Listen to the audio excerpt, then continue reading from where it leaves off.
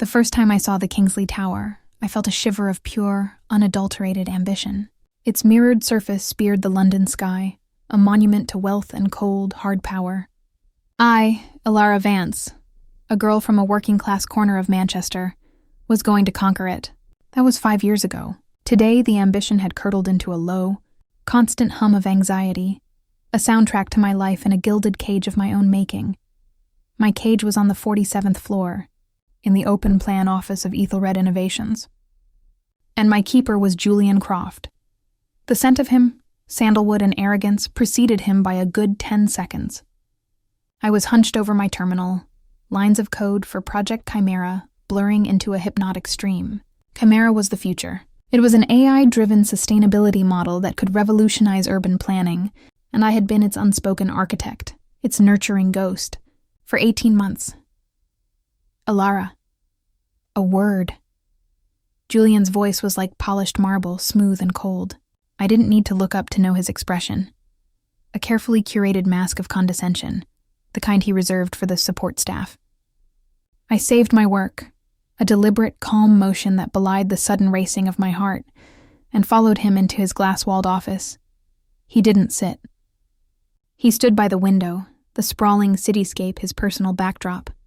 "The board presentation for Chimera is in 3 weeks," he began, not looking at me. "I'll need you to prepare the deep dive analytics, all of it. The predictive models, the resource allocation algorithms, the scalability projections. I want it on my desk by Friday." On his desk. Not in the presentation. Not credited. On his desk like a stack of photocopies. My work. The code I had dreamt in. The problems I had solved in the dead of night with cold coffee and a hotter determination would become his talking points. "Julian," I said, my voice carefully neutral. "The resource allocation module is incredibly complex. The board will have questions that the raw data won't answer. Perhaps it would be better if I were in the room?" He finally turned, a thin smile playing on his lips. "Ilara, let's be realistic. The Ethelred board isn't interested in the how. They're interested in the what. And the what is my responsibility. Your contribution is valued, I assure you. It's simply best situated behind the scenes." The words were a familiar acid burn. Behind the scenes, my permanent address. I was the one who fixed the bugs in his rushed code before demos. I was the one who wrote the white papers that he then presented under his own name. I was the ghost, and he was the medium, taking all the credit for the whispers from the other side. "I understand," I lied, the taste of it bitter on my tongue. He dismissed me with a nod, already turning back to his city. I walked back to my desk, the open office suddenly feeling like a fishbowl. Did everyone know? Did they see the puppet master and the puppet? And did they marvel at how willingly the puppet danced? My phone buzzed. A text from Ben, my boyfriend. "How's the dragon slaying today?" I typed a response, my thumbs clumsy with frustration. "The dragon is currently using my sword to pick his teeth." Ben's reply was instant. "Remember the plan, Elle. Keep your head down, your work impeccable. His arrogance is his weakness. The plan. Our secret, meticulously crafted over bottles of cheap wine in our cramped flat. It was simple. I would make myself so indispensable to Chimera that when the time came for the final monumental push, not even Julian's colossal ego could shove me aside. I was embedding myself in the project's very DNA. Ben, an artist who saw the world in strokes of color and emotion, was the one who reminded me that my work had a soul, even in this soulless place. The next 2 weeks were a blur of sleepless nights. I lived and breathed Chimera. I didn't just prepare the analytics for Julian. I prepared for every conceivable question, every potential flaw, every strategic advantage. I built a parallel presentation in my mind, a fortress of knowledge that Julian, with his surface-level understanding, could never hope to construct. The night before the board meeting, I was alone in the office. The only light came from my monitor, casting a blue glow on the empty chairs. Chimera was ready. It was beautiful, a complex interlocking system of algorithms that could, if implemented, help cities reduce their carbon footprint by 30% within a decade. It was more than code. It was a promise. My promise. To myself, to the world I wanted to help build. I opened a hidden directory on the server, Elysian. It was my secret garden, a place where I kept my unedited notes, my failed experiments, my raw, brilliant thought processes. I uploaded the final complete project files. It was my insurance policy. If Julian tried to cut me out completely, if he tried to claim sole authorship, this was my proof. It was a nuclear option, and the thought of using it terrified me. As I was about to leave, my eyes caught a flicker of movement on Julian's desk. His presentation tablet was still there, glowing faintly. A reckless, dangerous curiosity seized me. I slipped into his office, the air still thick with his cologne. The file was open. Chimera, board, presentation, final. I scrolled through it. My data, my models, my breakthroughs, all presented under the bold, single header, A Vision by Julian Croft. There was no mention of my name. Not in the footnotes, not in the acknowledgments, nothing. I was a ghost indeed. But it was the final slide that made the blood drain from my face. It was a new edition, one I hadn't prepared. Future roadmap and team structure. And there it was, in cold corporate bullet points. A new team, with Julian as head of department. And my role? Senior data analyst, support role. He wasn't just taking credit for the past. He was officially erasing me from the future. A cold fury, sharper and more focused than any I had ever felt, washed over me.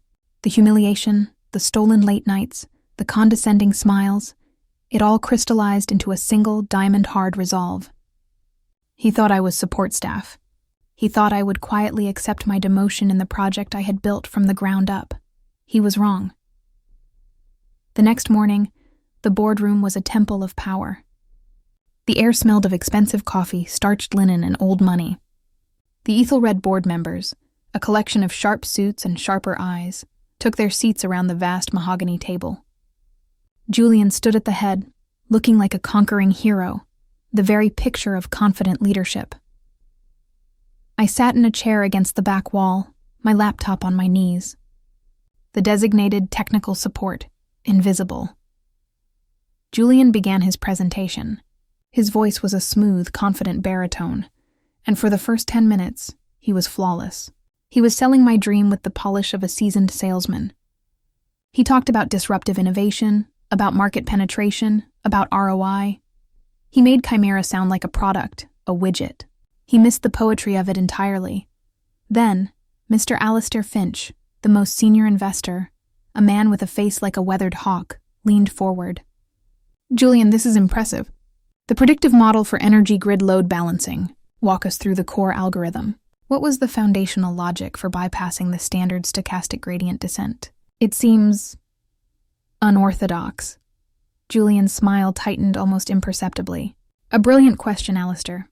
It's a proprietary multi-layered approach we developed in-house, highly complex. The key takeaway is its unparalleled efficiency."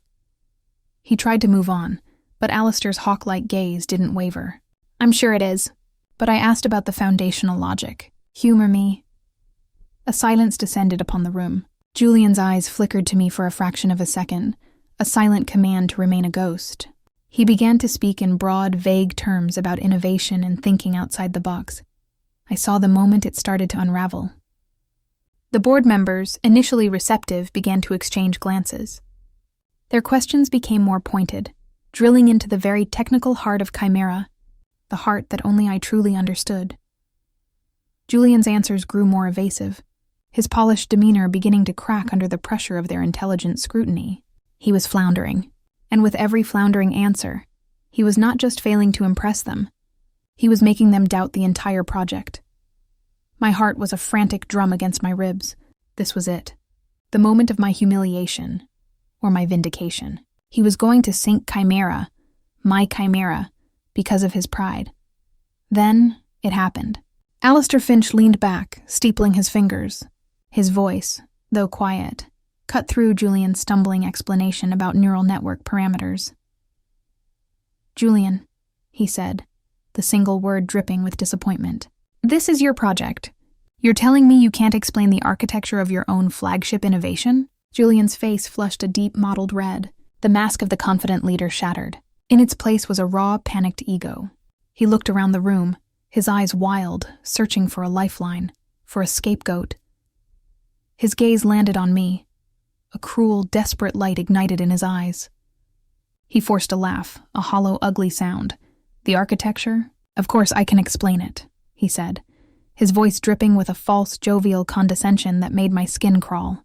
But perhaps it's best we hear from the real expert on the minutiae. Ilara, why don't you come up here and walk the board through your little code? After all, you're the one who spent all those late nights buried in the details. Let's not keep the board waiting. He gestured towards the front of the room with a flourish, a smirk twisting his lips. It was a masterstroke of public humiliation. He was throwing me to the wolves, positioning me as a mere technician, a code monkey who could drone on about the boring details while he, the visionary, rose above such trivialities. He expected me to falter, to stutter, to confirm his narrative of my insignificance. Every eye in the room turned to me. The weight of their collective gaze, pitying, curious, impatient, was a physical pressure. I saw Julian's smirk widen. He had won. He had turned his own failure into my public shaming. I took a slow, deep breath, the air cold in my lungs. I closed my laptop. The click of the latch echoed in the silent room. Then I stood up, and I began to walk towards the front of the room. Not as a scolded child, but as a queen approaching her throne. The plan was in ashes. It was time for the nuclear option. The walk to the front of the boardroom felt like crossing a chasm. The 12 feet from my chair to the head of the mahogany table was a journey from the shadows into a blinding, unforgiving light. The air, thick with the scent of polished wood and ambition, seemed to resist my passage. I could feel Julian's smirk burning into my back, a brand of his anticipated triumph. He had handed me a noose and expected me to fashion it into a necklace. My heels made no sound on the plush carpet, a silence that felt more deafening than any applause. I kept my eyes fixed on the empty space beside Julian, refusing to meet anyone's gaze, especially his. My heart was a wild, trapped bird beating against the cage of my ribs, but a strange, cold calm was settling over me. This was the moment Ben and I had planned for, not in this specific, brutal way, but the outcome was the same. It was my turn to speak. I stopped at the presentation screen, turning to face the room. I didn't look at Julian. I didn't look at the board. For a single, grounding second, I looked at my own reflection in the dark, polished surface of the table. A pale woman with dark hair pulled into a severe knot, her eyes too large in her face. Then I lifted my chin. Mr. Finch, I began, my voice clear and steady, a minor miracle. You asked about the foundational logic. I reached for the interactive display controller, my fingers not even trembling. The standard stochastic gradient descent was indeed our starting point, but we found it too computationally expensive and slow to converge for the specific, non-convex problem space of citywide energy consumption. I tapped the screen, and a complex, multicolored schematic of my algorithm replaced Julian's simplistic slide. It was a thing of beauty, a map of interconnected nodes and pathways that I had drawn from my own mind. I saw Alistair Finch's eyes narrow, not in confusion, but in intense focus. The breakthrough, I continued, my confidence growing with every word, came from a hybrid approach. We combined a modified atom optimizer with a novel application of evolutionary strategies, creating a system that doesn't just learn, but adapts to the unique energy DNA of a city. I began to walk them through it, not as a salesperson, but as an architect. I spoke of the problem not as an obstacle, but as a puzzle I had loved solving. I talked about the nights I'd spent wrestling with data streams from Tokyo and Copenhagen, how the pattern of midnight energy surges in London's financial district had inspired the load-balancing module. I forgot about Julian. I forgot about the humiliation. For 10 glorious minutes, I was just a scientist sharing a discovery with a room of intelligent people. I spoke of the why as much as the how, the potential to reduce coal plant emissions, to make energy affordable for strained municipal budgets, to literally clear the air in megacities. I gave Chimera its soul back. When I finished, there was a profound silence. It wasn't the silence of confusion or boredom. It was the silence of absorption, of respect. Alistair Finch was the first to move. He slowly removed his reading glasses. Fascinating, he said, his voice low. Truly fascinating. That adaptive layer, it's elegant. He turned his head, his hawk-like gaze shifting from me to Julian, who was standing frozen a few feet away, his face a pale, rigid mask. "Julian, this is a significant departure from the overview you provided. Why wasn't this level of innovation highlighted in your presentation?" Julian opened his mouth, but nothing came out. The polished marble of his demeanor had cracked, revealing the crumbling plaster beneath. He looked from Alistair to me, his eyes wide with a mixture of shock and dawning horror. The strategic overview was meant to be accessible," he stammered, a sheen of sweat visible on his forehead. "The deep technical dive is of course critical, but for a board level—" "The deep technical dive, as you call it, is the strategy, Julian." Another board member, a woman named Evelyn Reed, interjected. Her voice was like chilled steel. "What Ms. Vance has just articulated is the core competitive advantage. You presented a car, she just showed us the engine, a rather revolutionary one." The room erupted into a low murmur of agreement. The dynamic had irrevocably shifted. I was no longer the support staff dragged up to explain the minutiae. I was the engineer who had built the engine, and they all wanted to know more about the mechanic. The questions came then, not at Julian, but at me. They were sharp, incisive, probing the very limits of Chimera's capabilities and its commercial applications. I answered them all. I talked about scalability, about security protocols, about potential partnerships with city governments. I was in my element, the element I had been forcibly kept from for years. I dared a glance at Julian. He looked like a man watching his own execution. Every answer I gave, every nod of approval from the board, was a nail in the coffin of his credibility. His plan to humiliate me had spectacularly backfired. He hadn't thrown me to the wolves. He had handed me the pack and shown them who their true alpha was. After 20 minutes, Alistair Finch held up a hand, silencing the room. He looked directly at Julian, his expression unreadable. "Julian, thank you for your introductory remarks." The dismissal in his tone was lethal. "Ms. Vance, please continue. We'd like to hear the rest of the presentation, the real one." The rest of the hour was a blur of intense, focused discussion. I led it. I used my hidden Elysian files, projecting schematics and data models that Julian had never even seen. I was not just defending my work. I was unveiling its full, magnificent potential. I was no longer a ghost. I was a force of nature. When the meeting was finally adjourned, the board members stood, gathering their things. Several of them came to me, shaking my hand, offering their cards. "A remarkable piece of work, Ms. Vance," Alistair Finch said, his grip firm. "We'll be in touch." They filed out, leaving Julian and me alone in the vast, silent room. The air was thick with the aftermath, charged with a tension so sharp it could draw blood. Julian didn't move for a long moment. He stood by the window, his back to me, his shoulders rigid. I began to pack my laptop, my hands now trembling with the delayed shock of adrenaline. He turned around. The polished, handsome mask was gone. In its place was a face contorted by a rage so pure it was almost fascinating. His eyes were dark pits, his jaw clenched so tight I could see the muscle twitching. He took a step towards me, his voice a low, venomous whisper. "You." I straightened up, meeting his gaze. I said nothing. There was nothing to say. The battle was over. "You set me up," he hissed, taking another step. "You with your quiet little mouse act. All those months, you were building a trap." "I was building a project, Julian," I said, my voice quiet but firm.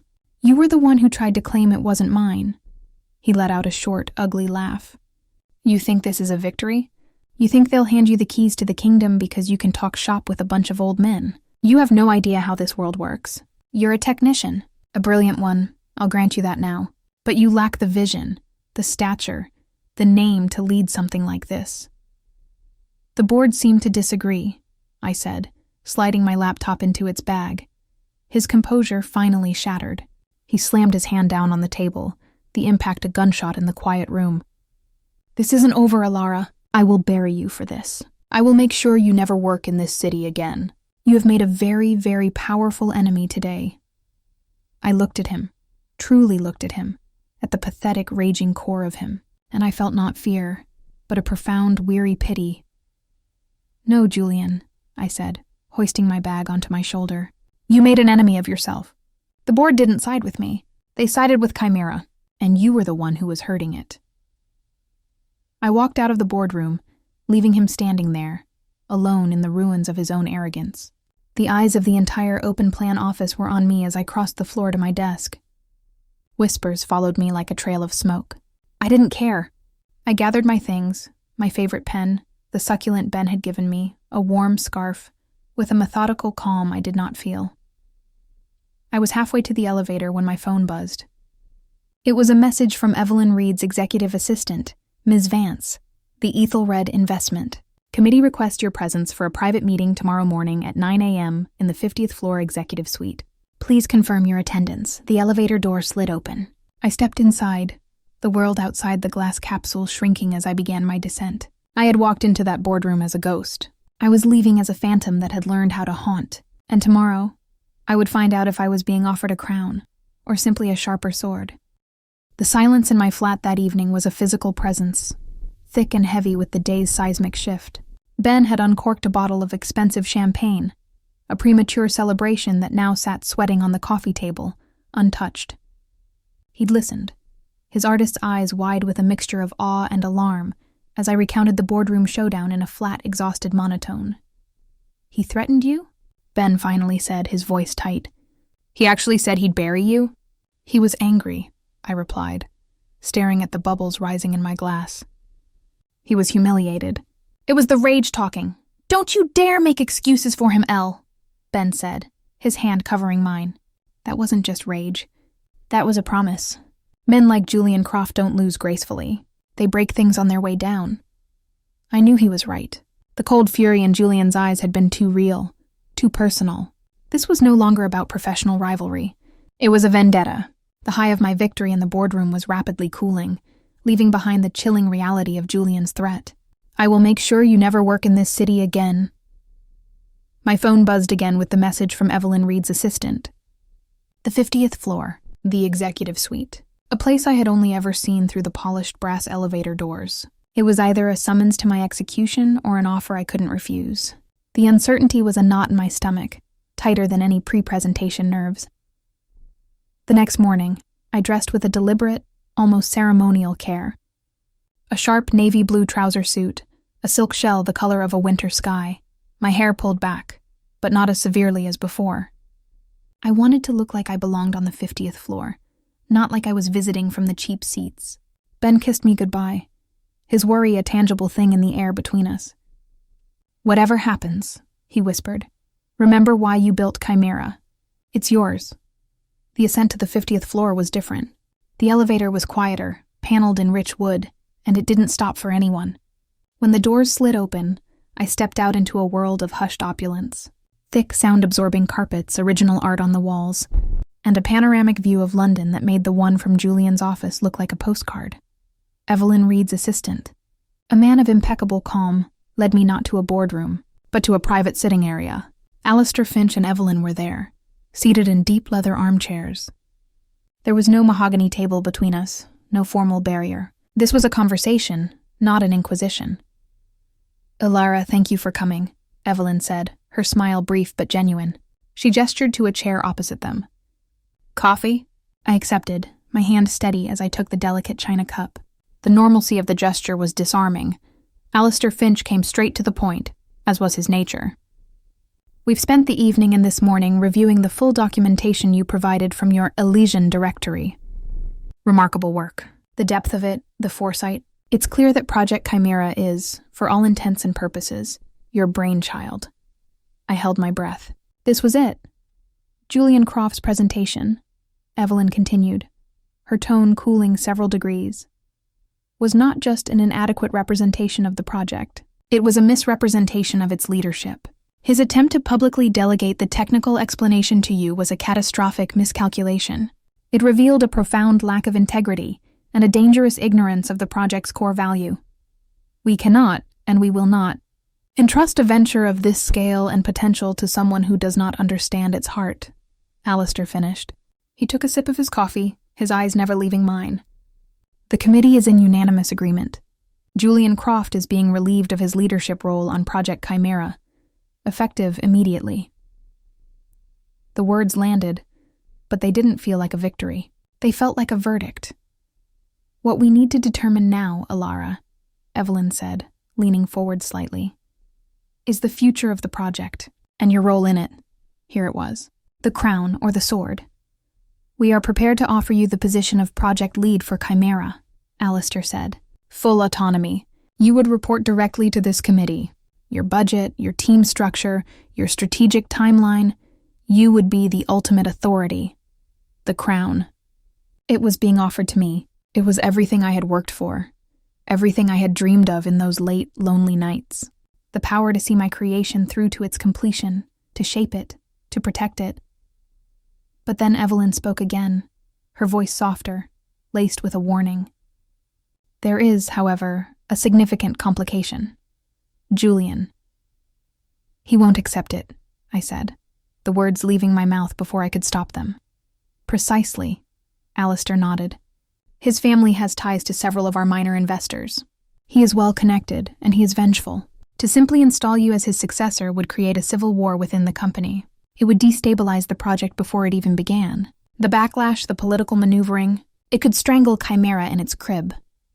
My heart, which had soared for a single glorious moment, plummeted. They were offering me the crown, but the kingdom was on the brink of rebellion. So, what is the solution? I asked, my voice barely a whisper. The solution, Evelyn said, is a trial by fire. A public demonstration of your unequivocal, indispensable leadership.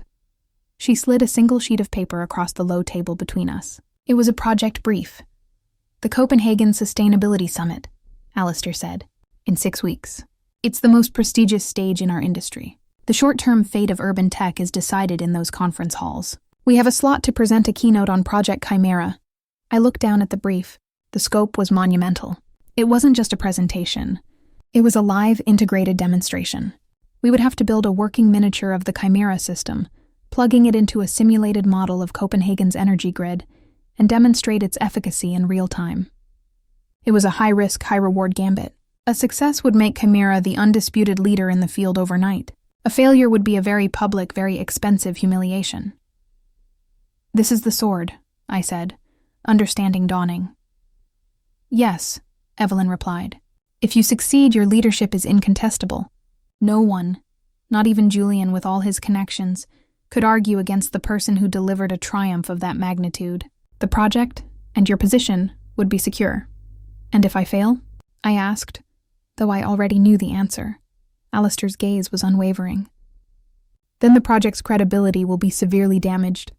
And Julian's narrative, that you are a brilliant technician but lack the strategic vision to lead, will be proven correct.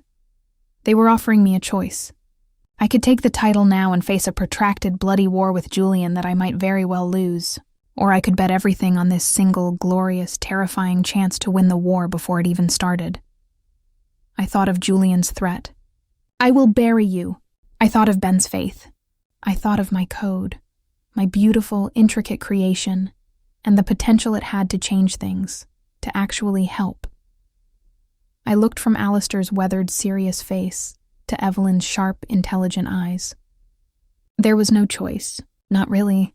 I placed my coffee cup back on its saucer. The china clicked, a small, decisive sound in the quiet room. I'll do it, I said. I'll lead the team for Copenhagen. Evelyn allowed herself a small, satisfied smile. Alistair gave a curt nod. Excellent, he said. You have full authority to assemble your team. Pull whoever you need from any department. The resources of Ethelred are at your disposal. I stood up, the weight of the decision settling on my shoulders. It was a crushing weight, but it was also a familiar one. It was the weight of my own ambition, finally given a name and a purpose. There's one more thing, I said, as they walked me to the door. I want it announced company-wide, today, that I am the project lead for Chimera, with direct responsibility for the Copenhagen Summit. Evelyn raised an eyebrow. That will draw his fire immediately. I know, I said, a grim smile touching my lips. But I'd rather see the enemy coming. The announcement went out an hour after I returned to the 47th floor. The silence that fell over the open-plan office was more potent than any noise. I saw the looks, shock, curiosity, a few genuine smiles of support, and many more faces carefully blank with fear or self-preservation. I was no longer a ghost. I was a general who had just planted her standard on a contested hill. And from the door of his glass-walled office, now stripped of the Project Chimera placard, Julian Croft watched me. He didn't look angry anymore. He looked calm, resolved. He gave me a slow, deliberate smile, and then he turned and walked away. The war was on. And I had just accepted my first command. The first skirmish in my new war began not with a shout, but with a silence. It was the silence of my new, supposedly hand-picked team during our inaugural meeting. I stood at the head of the conference room, the same room where Julian had once held court, a fresh Project Chimera Copenhagen Summit agenda displayed on the screen. The faces looking back at me were a mix of the cautiously optimistic and the openly hostile. I had my list. Sarah Chen, a whip-smart data engineer whose ideas Julian had routinely shot down. David Porter, a systems architect with a brilliant, non-linear mind who preferred working with the lights off.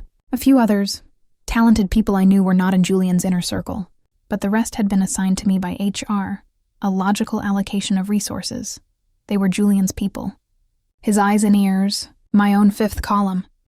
"Good morning," I began, my voice echoing slightly in the tense quiet. "As you know, we have 6 weeks to prepare a live, integrated demonstration of Chimera for the Copenhagen Summit. The scope is unprecedented. The stakes are even higher." I laid out the vision, the same one I had shared with the board. I spoke of the simulated Copenhagen grid, the real-time data feeds, the need for the AI to not just analyze, but actively manage and optimize a dynamic virtual city. I saw Sarah's eyes light up with the challenge. David was already scribbling furiously on a notepad, lost in his own architectural wonderland. Then I turned to Mark, a senior developer with a perpetually smug expression, who had been Julian's right-hand man. "Mark, I need you to lead the integration of the legacy municipal data protocols. It's a critical path item." Mark leaned back, crossing his arms. "The legacy protocols are a mess. It'll take weeks just to untangle the spaghetti code. Julian always said it wasn't worth the effort for a demo." The room went still. Julian always said. The ghost was in the room. I held his gaze, my expression neutral. "This isn't a demo, Mark. It's a proof of concept for a global rollout. The legacy systems are the reality for 90% of our potential clients, and I'm not asking for your opinion on the effort. I'm assigning you a task. Can you do it, or do I need to find someone who can?" A flush crept up his neck. He hadn't expected a direct challenge. "I can do it," he muttered, looking away. "Good. I need a preliminary assessment on my desk by end of day tomorrow." I moved on, delegating tasks, setting aggressive deadlines, creating a matrix of interdependencies. I was building a machine, and I needed every cog to turn, willingly or not. But the resistance was insidious. Emails requesting vital server access were accidentally lost. Requests for budget approvals for specialized cloud computing time were returned with demands for additional justification. Code reviews for critical modules, submitted by Sarah, were stalled by Mark, who nitpicked irrelevant formatting issues. Julian was waging a war of attrition from his new, nebulous position as strategic advisor. He was using bureaucracy as his weapon, betting that the slow, grinding wheels of corporate procedure would crush my momentum before I even got started. After 3 days of this, I knew I had to make a move. I couldn't fight this battle on his terms. That night, long after the office had emptied, I sat with Sarah and David in a makeshift war room I had commandeered. Empty coffee cups littered the table, a monument to our frustration. "He's strangling us with red tape," Sarah said, running a hand through her dark hair. "We can't build a revolution with permission slips." David nodded, his face pale in the glow of his laptop. "The processing power we need for the live simulation. Mark's dragging his feet on the requisition. Says it's fiscally irresponsible." I looked at the two of them, the core of my true team. I had to show them I was a different kind of leader. I had to earn their trust, not just command their labor. "Okay," I said, leaning forward. "New plan. We stop asking." They both looked at me, eyes wide. "The Elysian server," I said, a conspiratorial edge to my voice. "It has its own isolated high-performance cluster. It's not much, but it's enough for a prototype. David, I'm giving you admin rights. Start building the simulation environment there. Use whatever resources you can scavenge." A slow grin spread across David's face. A Black Ops project. I like it. Sarah, I continued, forget the official code repository. Create a new private branch. You, David, and I will be the only ones with commit access. We'll build the core of the live demo ourselves. The rest of the team can work on the peripheral, non-critical modules in the main branch. It will keep Mark and his friends busy and out of our way. And the budget? The access? Sarah asked, the thrill of the rebellion lighting her own eyes. I'll handle it, I said, a plan forming in my mind. I have a new expense approval process.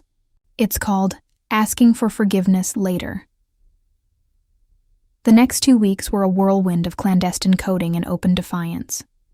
We became a team of day and night shifters. By day, we attended the official, progress-stifling team meetings, nodding along as Mark reported on his slow progress with the legacy protocols. By night, we worked in our digital fortress, building the beating heart of the Copenhagen demonstration. I became a master of creative accounting, burying essential software licenses under vague research and development line items, and using my new direct line to the executive committee to bypass obstructive department heads. I learned to speak the language of power, quoting projected ROI and market disruption numbers that made even the most stubborn finance manager blink. One afternoon, Julian cornered me by the coffee machine, his smile a razor blade. Heard you're burning through your budget, Alara. The board won't like that. High risk, high reward. Sometimes it's just high risk. I met his gaze, taking a slow sip of my coffee. I suppose it's a good thing I have the full backing of the board then. They understand that innovation isn't a line item, Julian. It's an investment. His smile didn't falter, but his eyes did. I had just demonstrated that his old weapons were useless against my new authority. The real turning point came during our first integrated systems test. We were in the war room. The lights dimmed. The hum of the overtaxed servers a constant drone. On the main screen, a digital model of Copenhagen pulsed with light. We were about to run a simulated 24-hour cycle, initializing core AI, load balancing module online, data streams syncing. David murmured, his fingers flying across the keyboard. The simulation began. For the first hour, it was beautiful. The AI smoothly redirected power, optimized public transport routes based on simulated passenger load, and even initiated a preemptive draw on battery reserves in anticipation of a cloud cover over the solar farms. It was my vision, come to life. Then, a warning flashed red on a secondary monitor. Anomaly in District 4's grid, Sarah said, her voice tense. Power draw is spiking. The AI is compensating, but it's stressing the adjacent nodes. The beautiful flowing visualization on the main screen began to stutter. A section of the virtual city flickered, then went dark. It's a cascade failure, David said, his voice grim. The simulation is too complex for the hardware. We're overloading the system. My heart sank. This was the reality Julian had predicted. A brilliant idea, hobbled by practical limitations. We stared at the dead pixels on the screen, the silence in the room a crushing weight. Then, Sarah spoke up. What if it's not the hardware? What if it's the model itself? We all looked at her. The AI is making decisions based on a perfect world model, she explained, pointing at the code. But real-world data is messy. There's latency, corruption, sensor errors. We've built a genius, but we've given it a world that doesn't exist. She was right. In our focus on the grand architecture, we had forgotten the grid of reality. It was a fundamental flaw, one that could doom us in Copenhagen. I looked at my tired, brilliant team, and at the flickering failure on the screen. This was the moment. I could push them harder, demand longer hours, try to brute force a solution. That's what Julian would have done. Instead, I walked over to the main power switch and flipped it off. The screens went black. Right, I said, turning to face them.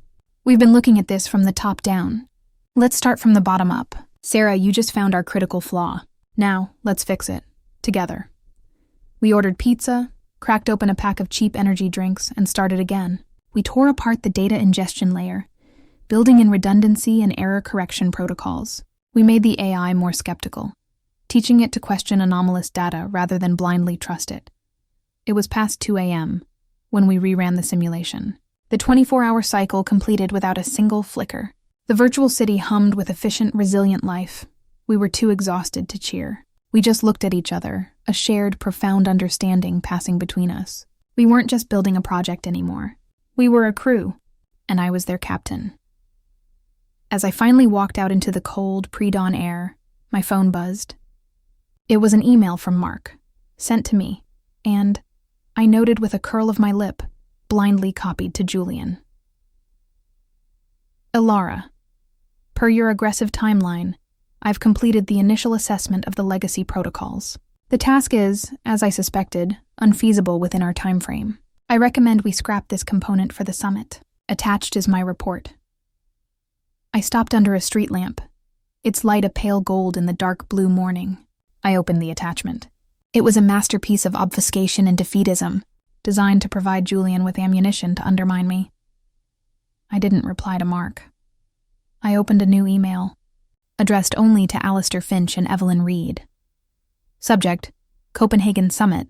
Critical path: update Alistair. Evelyn, we have successfully completed the first full-scale integrated test of the Chimera core. The system performed to specification, managing a simulated 24-hour cycle for a city the size of Copenhagen, with a 99.8% efficiency rating. We have identified and resolved a key vulnerability in our data integrity model, making the system significantly more robust. Attached is the technical report and performance metrics. We are on track and on budget. Best, Ilara. I hit send. The war wasn't over, but I had just won a major battle. Not by fighting Julian directly, but by building something so undeniable that his sabotage simply crumbled against it. I was no longer just holding the sword. I was learning how to wield it. The success of our clandestine test run was a secret victory, a flame we guarded jealously in the dark. It fueled us through the following weeks, a period of manic, focused energy. By day, we maintained the facade of a struggling conventional project. By night, we were digital revolutionaries, forging the future in our hidden server room. The strain was immense. I existed on a diet of coffee, snatched hours of sleep, and the fierce, silent loyalty of Sarah and David. The cracks in my personal life began to show. Ben's texts went unanswered for hours, sometimes entire days. When I did come home, my mind was still tangled in lines of code and system architecture. I'd stare into the fridge, unable to decide what to eat, my brain too overloaded for simple choices. "You're not here, Elle," Ben said one evening, his voice soft but laced with frustration. He was standing in the doorway of our small living room, holding a bag of takeaway. "You're in that bloody tower even when your body is here?" I looked up from my laptop, blinking as if emerging from deep water. "I'm sorry. It's just, the summit is in 3 weeks. There's a problem with the latency in the real-time data feed." "I don't care about the latency." The outburst was so unlike him it shocked us both. He ran a hand through his hair, the gesture weary. "I mean, I do care. I care about you. But you're disappearing into this thing. I'm losing you to a machine." The truth of his words was a physical ache. "I have to see this through, Ben. You know what this means. It's not just a job anymore." "I know," he sighed, putting the food down on the coffee table. "But just remember to come back to shore sometimes, okay? The lighthouse keeper can't stay in the tower forever." I promised I would try. But the ocean of code was a powerful lure, and the lighthouse of my normal life felt distant and small. The next morning, the other shoe dropped. It wasn't a loud, dramatic confrontation. It was a quiet, systemic poisoning. I arrived to find Sarah waiting for me, her face ashen. "The private branch," she whispered, her voice trembling with a mixture of rage and fear. "It's gone." A cold dread washed over me. "Gone? What do you mean, gone?" "Wiped. All our work from the last 3 weeks. The new data ingestion layer, the error correction protocols, the optimized simulation core, all of it. The repository history has been purged. It's like it never existed." We rushed to the war room. David was already there, his fingers a frantic blur on the keyboard, his usual calm replaced by a desperate intensity. "It was a targeted attack," he said without looking up. "Sophisticated. They used admin-level credentials to bypass our security. They didn't just delete it. They scorched the earth." The room tilted around me. This was more than sabotage. It was annihilation. 3 weeks of brutal, brilliant work gone. We couldn't possibly rebuild it in time for Copenhagen. Julian hadn't just been trying to slow us down. He had been waiting for the perfect moment to destroy us. "It was Mark," Sarah said, her fists clenched. "It had to be. He's the only one outside the three of us who even knew the private branch existed. Knowing and proving are two different things, I said, my voice hollow. The weight of the failure was crushing. I had been outmaneuvered. I had built a fortress, and Julian had simply paid off the gatekeeper. Just then, the door to the war room opened. Julian stood there, flanked by a stern-faced woman from HR and a smirking Mark. He didn't look triumphant. He looked concerned, deeply, paternally concerned. "Ilara," he began, his voice dripping with false sympathy. "I've heard some disturbing rumors about an unsanctioned shadow project, using unauthorized resources, bypassing standard security protocols." He shook his head, a portrait of disappointment. This is exactly the kind of reckless, maverick behavior the board was worried about. My team was frozen, watching the executioner arrive. "We have it on good authority," Julian continued, gesturing to Mark, "that this Black Ops project, as you called it, has resulted in a catastrophic data loss. Weeks of work gone. Is this true?"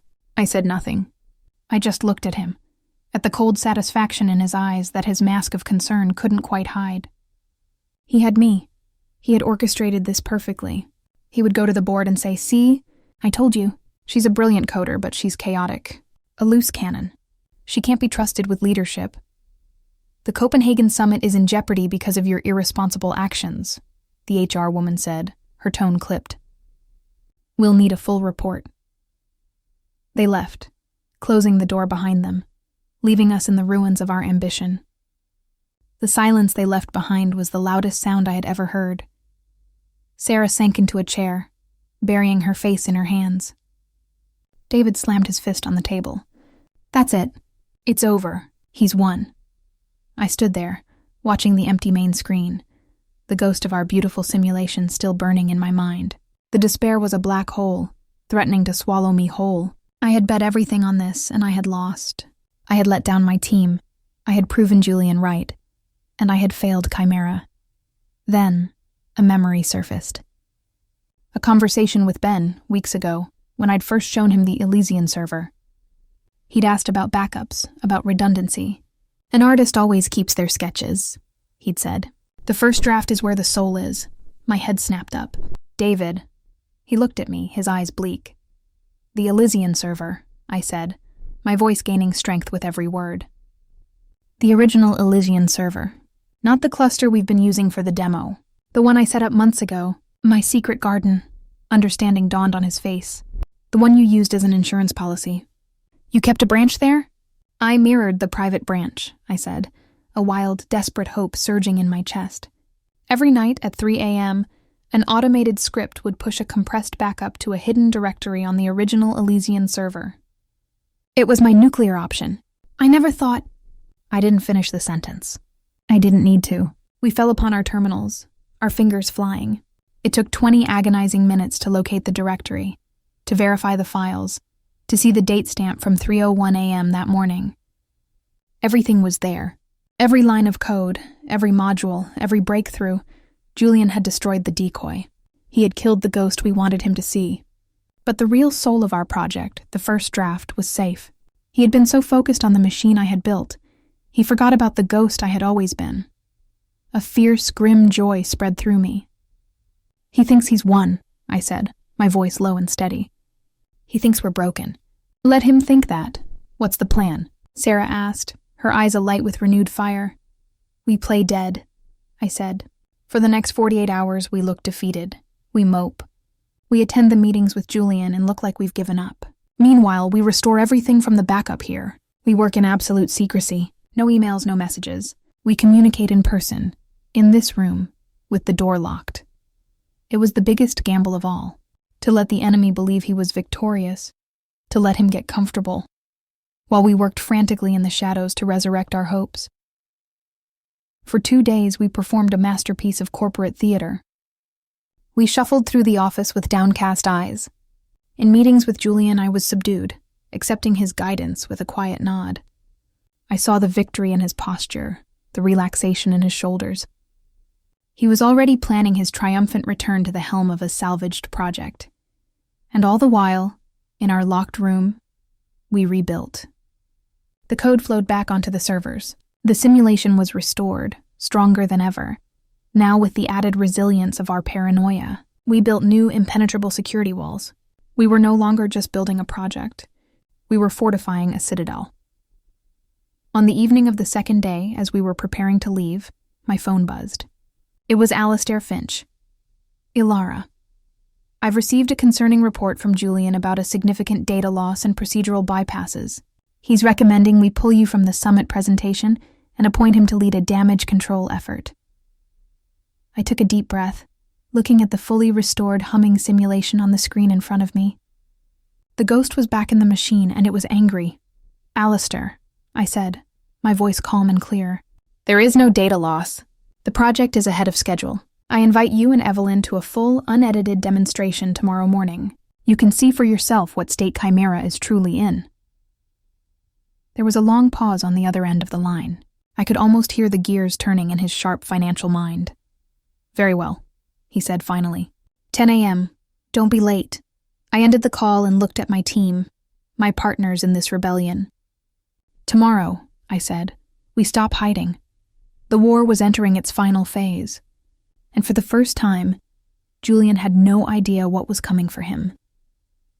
The air in the executive demonstration room on the 50th floor was cold and still, a stark contrast to the frantic, hopeful energy humming through my veins.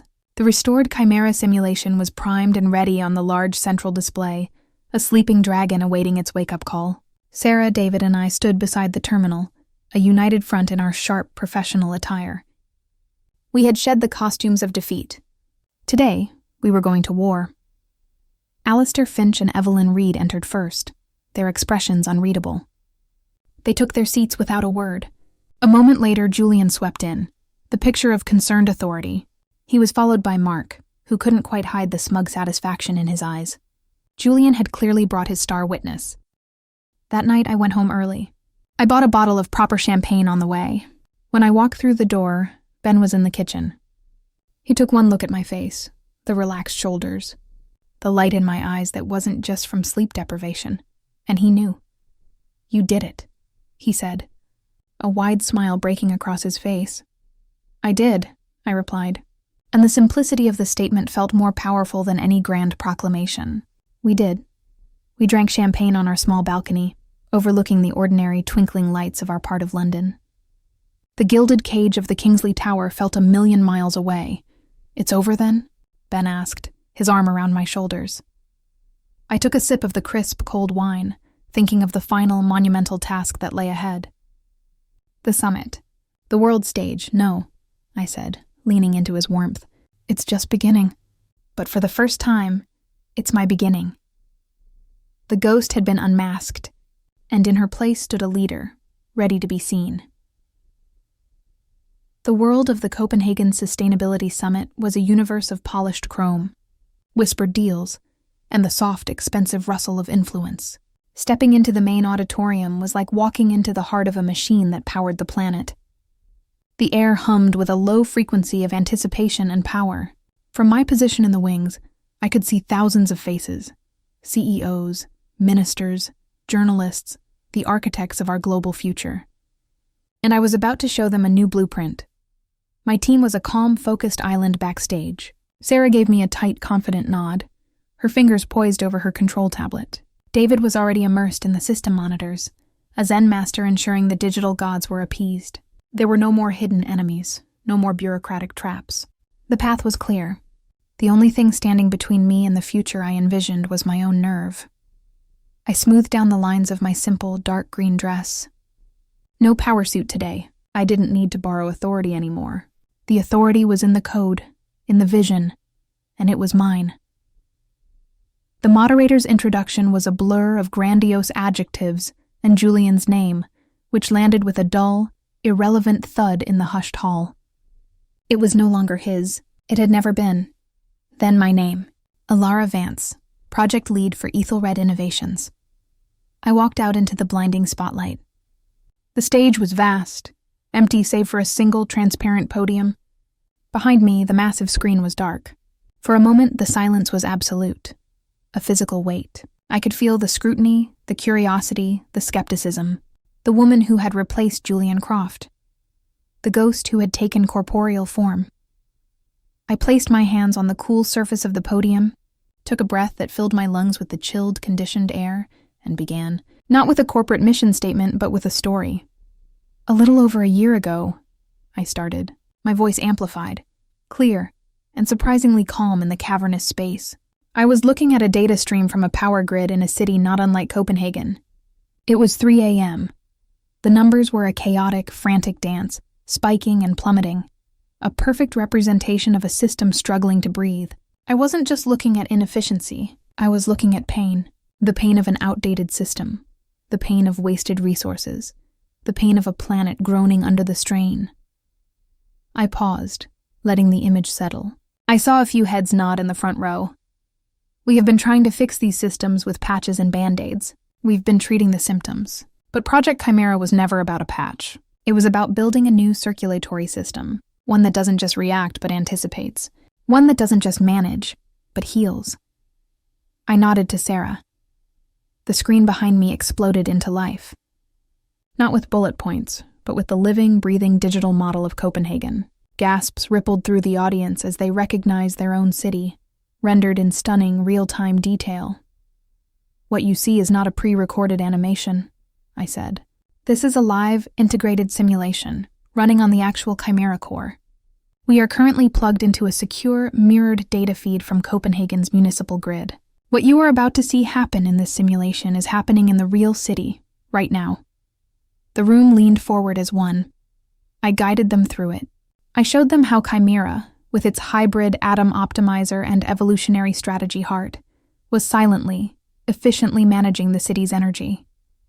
I highlighted a sudden, simulated spike in demand from the Orestad district. The audience watched, mesmerized, as the AI didn't just pump more power. It subtly dimmed non-essential lighting in a nearby commercial zone, rerouted a tram to pick up an unexpected crowd, and drew down from a battery bank charged by wind turbines in the harbor, all within seconds without a single human intervention. Then, I introduced a stressor. Now, let's simulate a sudden, unexpected failure at the Amager power station. A red alert flashed on the map. A wave of tension passed through the auditorium. This was the moment of truth. This was where legacy systems would falter, where brownouts would begin. But Chimera didn't falter. It adapted. It created a dynamic, microgrid around the failure, isolating the problem, and redistributing power from a dozen other sources. Solar panels on residential roofs, the kinetic energy from the metro system, the thermal batteries from a nearby university. The city in the simulation flickered for a single, heart-stopping second, and then stabilized, its lights burning bright. The cascade failure that had doomed our first test run was now its greatest triumph. The resilience we had forged in our secret, desperate nights was now on display for the world. When the simulation completed its 24-hour cycle, displaying a final efficiency rating of 99.9% and a projected carbon reduction that drew another, louder wave of astonishment, I finally turned back to the audience. The silence was profound. Then Alistair Finch, sitting in the front row, began to clap. It was a slow, deliberate, powerful sound. Evelyn Reed joined him, and then the entire auditorium erupted. The sound was a physical force, a roar of approval that washed over the stage. I saw faces alight with genuine excitement, with hope. I saw the future in their eyes, and it was a future I had built. The standing ovation lasted for a full minute. I stood there, letting it wash over me, a solitary figure on the vast stage, absorbing the sound, the validation, the sheer, staggering reality of it. Backstage was chaos, a beautiful, triumphant chaos. Sarah was crying, laughing, hugging David, who was grinning like a madman. The Ethelred board members surrounded me, shaking my hand, their praises effusive and genuine. Job offers, interview requests, business cards were pressed into my hands from all directions. Through the crowd, I saw him. Ben. He'd flown in, a surprise. He stood at the edge of the celebration, his eyes shining with a pride so fierce it stole my breath. I pushed through the throng and into his arms, the noise of the world fading into a distant hum. "You built a new world today," he whispered into my hair. "We did," I corrected. holding him tight. Weeks later, the world had settled into a new, brighter rhythm. Julian Croft was a distant, unpleasant memory, quietly dismissed with a generous severance that guaranteed his silence. Mark and his accomplices were gone. The ghost had been exorcised. My new office was on the 50th floor, with a view that stretched to the horizon. The plaque on the door read, Ilara Vance, Head of Advanced Systems. On my desk, next to the thriving succulent Ben had given me, sat a framed photograph of my team, Sarah, David, and me, backstage in Copenhagen. Our faces etched with exhaustion and elation. There was a soft knock on the door. It was Sarah, holding a tablet, a familiar, excited glint in her eyes. The Tokyo Metropolitan Government just signed the letter of intent, she said, her voice bubbling with energy. They want a full Chimera rollout. They're calling it the Vance Protocol. I smiled, looking from her eager face to the boundless sky outside my window. The girl from Manchester had conquered the tower. The ghost had become a vision. The cage was gone, and in its place was an entire world, waiting to be remade. The project was finally, completely, and forever mine.